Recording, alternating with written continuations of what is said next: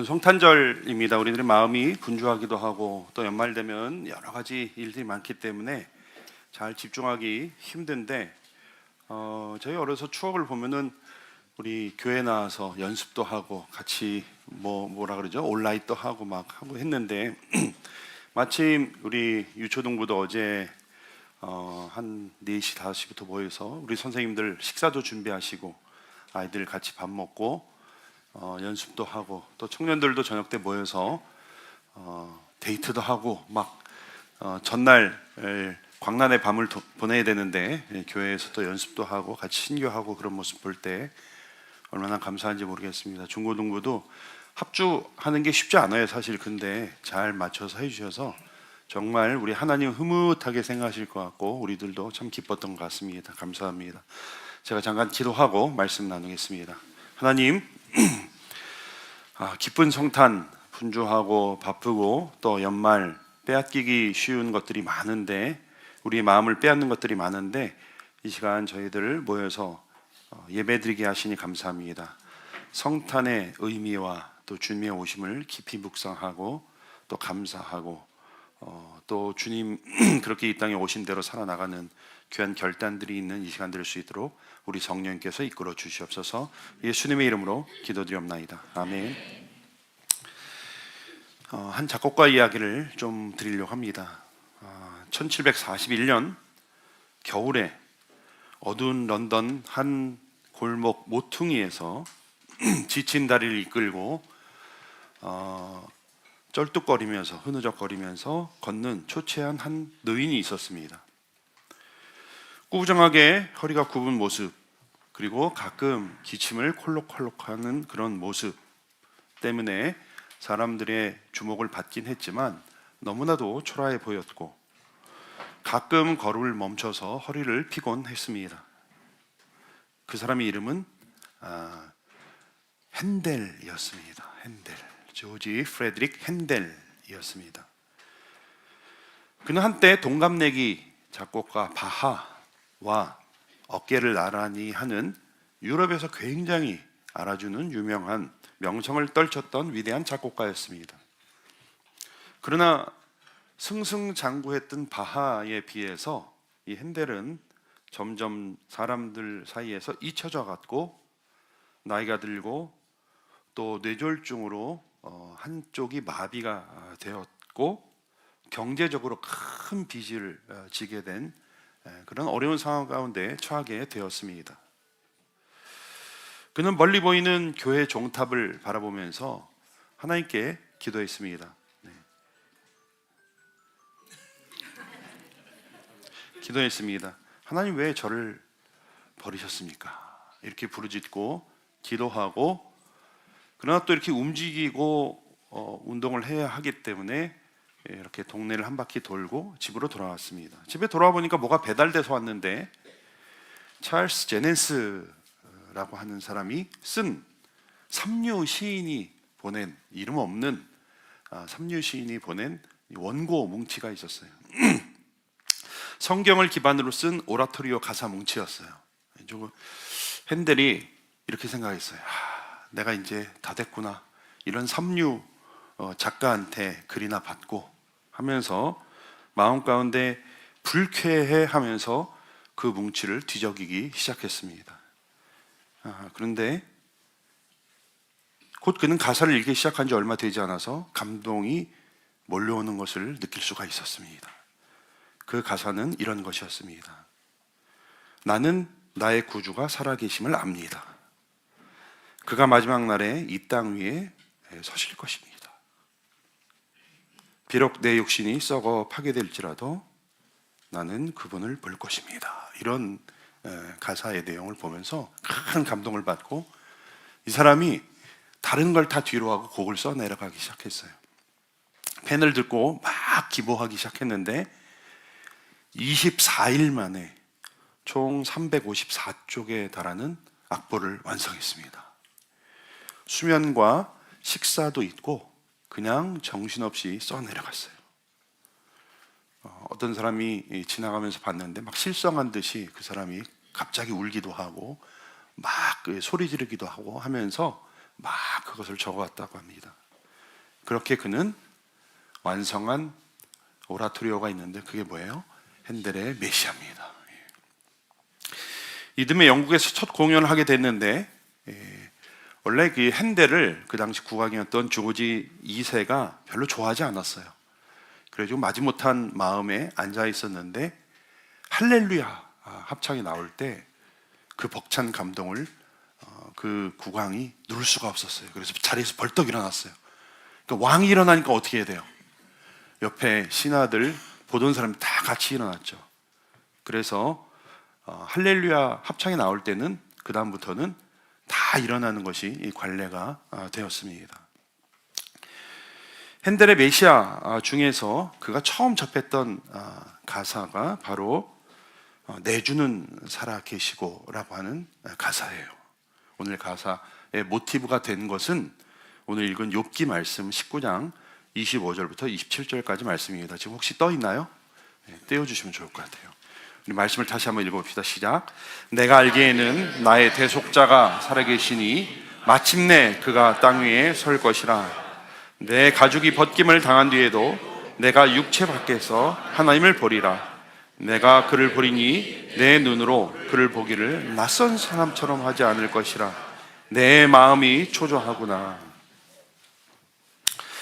저는 이 일화를 생각하고 말씀을 묵상할 때마다 사실은 큰 경이로움에 사로잡힙니다. 도대체 핸델이 본 그 하나님의 영광이 무엇인지, 그가 조금의 틈도 내세 없이 정신없이 써내려간 그 하나님의 영광이 무엇인지, 은혜가 무엇인지 저는 궁금해요. 상상해 보려고 해요. 그러나 경이로움만 느낄 뿐입니다. 핸델은 그렇다 치고 욥은 더욱더 그래요. 여러분, 욥이 이것을 쓸 때에는요, 예수님이 오시기 2000년 전의 얘기예요. 지금으로부터 4000년 전의 얘기예요. 다윗 이전, 모세 이전 저 원시 시대에, 족장 시대에 아브라함 시대와 동시대 사람이에요. 그때는요, 성경은 고사하고 예언자도 없었던 시기예요. 선지자들도 없었던 시기였습니다. 하나님의 계시가 희박해가지고 예수님은커녕 하나님의 뜻이 무엇인지, 하나님이 누구인지도 잘 모르던 시절이었어요. 간헐적으로 하나님이 자기 자신을 나타내 보이시는 아주 계시가 희미하고 희박했던 시절이었어요. 그런데 그런 간헐적인 계시를 통해서 하나님에 대해 아주 희미한 지식만 있었던 그 시대에 욥이 이와 같이 나의 대속자가 살아계시니 라고 고백했다고 하는 것은 정말 신비 중에 신비고 경이 중에 경이에요. 당시 욥은 정말 사면초가였습니다. 재산도 가족도 다 잃어버리고 자신도 병들어 죽게 되었어요. 너무 이 상피병이라고 하는 그 피부병이 너무 심해가지고 이 기와를 갖다가 그것을 긁을 정도였어요. 먹지 못해서 피골이 상접했습니다. 위로한다고 온 친구들이 위로는커녕 그와 논쟁을 했어요. 말이 좋아 논쟁이지 말싸움했어요. 친구들이 뭐라고 얘기했냐면, 야 욥아, 네가 그렇게 의로운 척 하더니, 그런 똑같은 워딩은 아니었지만 이런 투로 얘기했어요. 네가 그렇게 의롭다 한 것처럼 보이더니, 그러나 하나님은 공의로우시지 않냐? 네가 뭔가 잘못을 했으니까 이런 일을 당하는 것이지, 의인이라면 네가 이런 일을 당할 턱이 있냐? 이렇게 친구들이 얘기했어요. 네가 정말 의인이었다면 하나님의 복을 받았을 거야. 그런데 이런 고난이 왔을 리가 있어? 이렇게 친구들이 와서 욥을 위로하는 척하면서 사실을 얘기했어요. 여러분, 그 누가 어려운 일을 당하면 가서 진실을 얘기하는 것도 좋지만 위로를 해줘야 돼요. 근데 욥의 친구들은 와서 사실을 얘기했어요. 그러니까 욥이 위로를 받기는커녕 말싸움을 하면서, 분노하면서 말싸움을 시작했어요. 욥이 대답합니다. 나도 하나님의 공의를 믿는다. 근데 나는 그런 죄를 지은 적이 없다. 나는 벌받을 만한 짓을 하지 않았다 라고 이야기를 합니다. 사실은 욥기의 주제가 이거예요. 계속 이야기를 해요. 그런데 욥기를 쭉 읽어보면 그렇게 말하면서도 욥이 스스로 도달한 결론이 뭐냐? 스스로 의롭지 못한 죄인이라는 사실에 도달하게 됩니다. 비록 현재의 고난이 자신의 어떤 특정한 죄 때문에 생긴 것은 아니지만, 그것 때문에 받는 벌은 아닐지라도 자신이 하나님 앞에서 의롭다 하신 함을 내세울 것이 하나도 없는, 죄가 없다고 주장할 수 없는 죄인임을 자각하게 된 것입니다. 그래서 욥은 이제 스스로 구원을 얻을 수 없고, 누군가 자신을 구해주지 않으면, 대속자가, 구속주가 나를 구해주지 않으면 자신이 구원을 받을 수 없고, 그분이 오셔야만 내가 구원을 받을 수 있다고 고백한 것이 오늘 말씀이에요. 다시 한번 말씀드리면 이것은 정말 경이 중의 경이에요. 계시가 희미하던 시절, 히브리서의 표현에 의하면 증거는 받았지만 약속의 실체가 뭔지 모르던 시절, 그나마 그것도 너무나도 희미했던 그 시절에 욥은 스스로를 돌아보면서 자신이 죄인임을 깨닫고, 대속자가 자신의 죄를 속해 주셔야만 구원을 받을 수 있다고 고백하는 것입니다. 그리고 그가 계시기 때문에 자기가 죽어도, 지금 내가 죽어도, 지금 못 먹어서 뼈와 가죽만 남았는데 비록 이 몸이 다 썩어도 육체 안에서든 밖에서든 하나님을 볼 것이다 라고 이렇게 고백하고 있는 거예요. 정말 놀랍지 않으세요? 저만 놀랍나요? 저는 읽을 때마다 수백 번 반문을 해요. 정말 욥이 어떻게 하나님을 이렇게 알았을까? 그가 어떻게 죄인임을 깨닫고 어떻게 구속주를 갈망했을까? 이것이 정말 경이었어요. 근데 더 놀라운 고백이 이어져요. 그렇게 육체 밖에서 육신으로는 죽어서 하나님을 보게 될 것을 확신하는데, 내 눈으로 그분을 볼 때 낯선 사람처럼 하지 않을 것이다, 이런 고백을 해요. 여러분, 이거 정말 놀라운 고백이에요. 하나님이 낯설지 않을 것이라는 것이에요. 잘 아는 친분한 분처럼 될 거라고 하는 거예요. 그렇게 확신 있게 얘기하고 있어요. 여러분, 과연 욥이 어떻게 그렇게, 그리고 얼마나 하나님을 만났기에 하나님을 뵐 때 낯설지 않을까요? 그렇게 확신 있게 고백할 수 있을까요?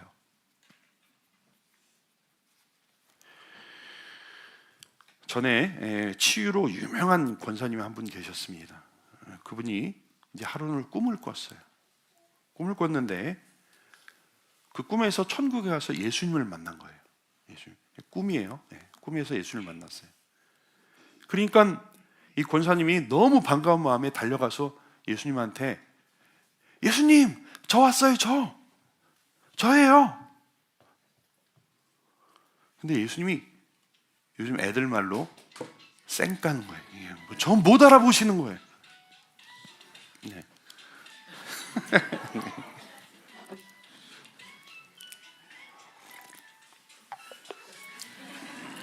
그 틈에 제가 물을 마셨습니다. 예.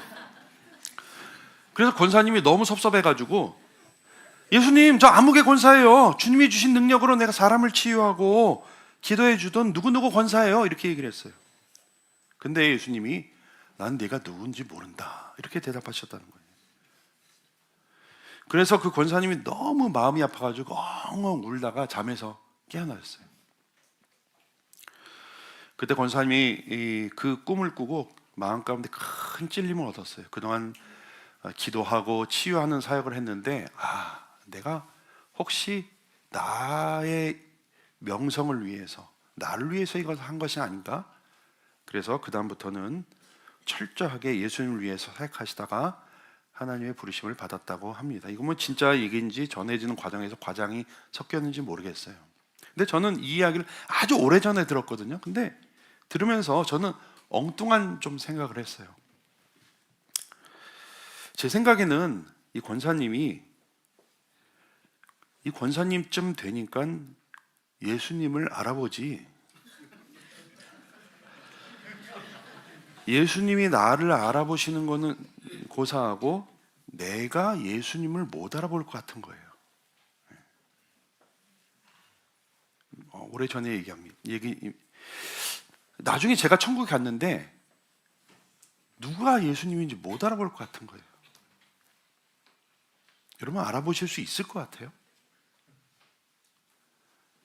이렇게 머리가 좀 길고 광채가 좀 나고 두루마리 입고 다니는 그분한테 갔더니 아니 나는 간달프야.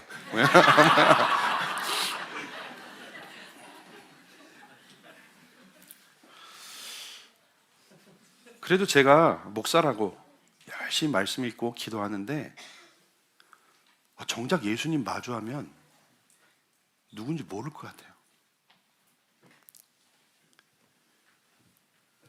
그래서 저는 이 욥의 고백을 읽으면서 이게 얼마나 놀라운 고백인가를 다시 한번 생각해 봅니다. 선지자는커녕, 성경은커녕 선지자도 없던 시대에 정말 희미한 계시만 있었던 그때에 욥이 하나님을 그렇게 만났던 거예요. 그리고 내가 나중에 죽어서 주님을 만나 뵐 때 낯선 사람 같지 않을 것이다, 친근한 사람처럼 만날 것이다 라고 고백을 한 거예요. 그 시절에 저는 이 말씀을 묵상할 때마다 열심히 교회 생활하고 주의 뜻대로 살려고 애쓰지만 정작 나는 하나님을 얼마나 깊이 만나는지, 얼마나 하나님과 동행하는지, 얼마나 하나님과 친한지를 돌아봅니다.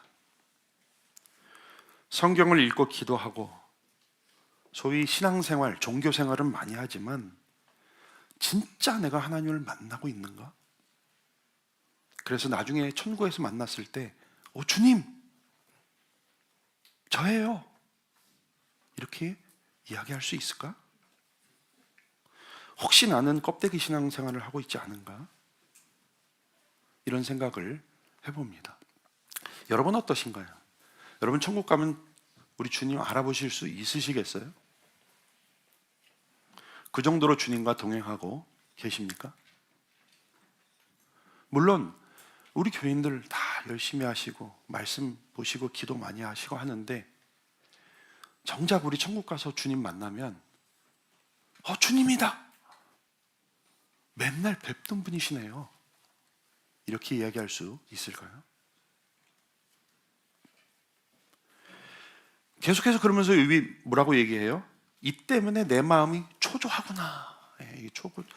옛날 번역에는 초급하구나 이렇게 했는데 원어를 보면 이렇게 의역을 제가 해보면 애간장이 탄다 이런 말이에요. 애간장이 탄다, 닳다, 소모하다 이런 단어를 썼어요. 그분을 뵙고자 하는 마음이 너무 간절해서 보고 싶은 마음에 애가 탄다, 내 마음이, 내 영혼이 닳았다, 마모되었다 하는 것입니다.